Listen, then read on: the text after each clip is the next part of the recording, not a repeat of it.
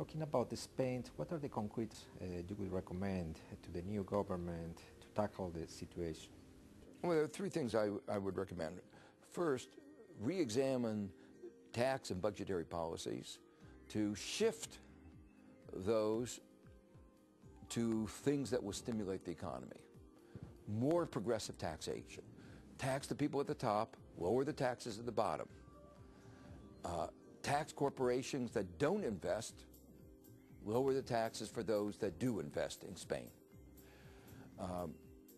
Second, make use of a basic economic principle called the balanced budget multiplier, which means that if you raise taxes and use the revenue for spending, particularly on investments that increase the productive potential of Spain going forward. You invested too little in the past. Now you need to invest to make up for that lack. If you do that, you grow the economy today and you grow the economy in the future. You increase tax revenue today, you increase tax revenue in the future, your fiscal position becomes better. Thirdly, you have to maintain the flow of credit in the face of weaknesses in the financial system.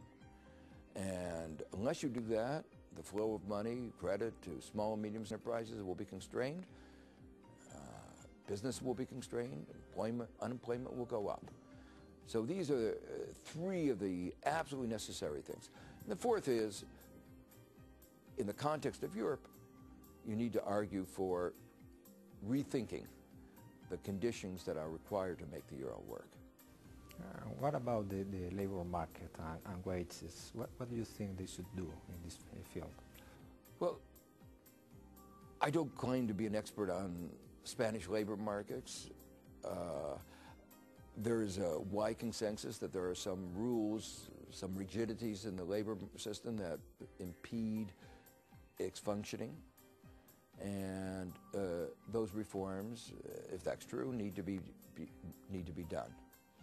But you should remember two things. Those won't happen. The effects of that won't be felt overnight. Those take a time for it to be felt. And secondly, the real problem today is a lack of demand.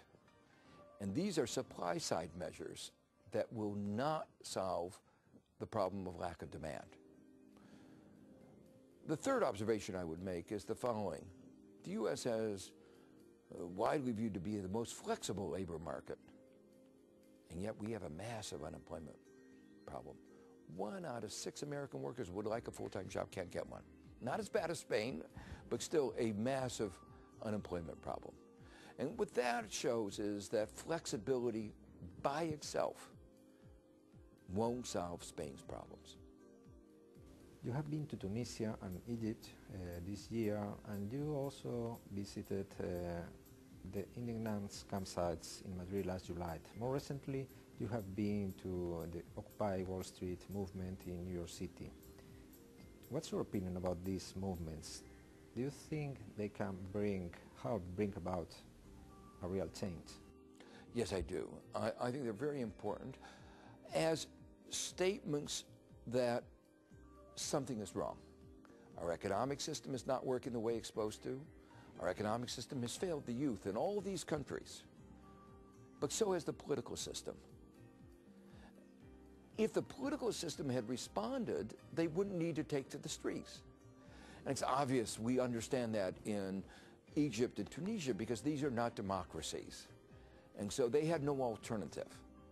The system not only had created massive unemployment, but it was unjust. Those who got jobs were those who are politically connected. But we often fail to understand, say in the United States, our political system has failed us. And that is what these young people are saying. They are angry because what they saw, the perpetrators, those who had caused the economic crisis, the banks, the bank officials who walked off, are the only people who benefited from the crisis. They've walked off with millions and millions of dollars in bonuses at the taxpayers' expense.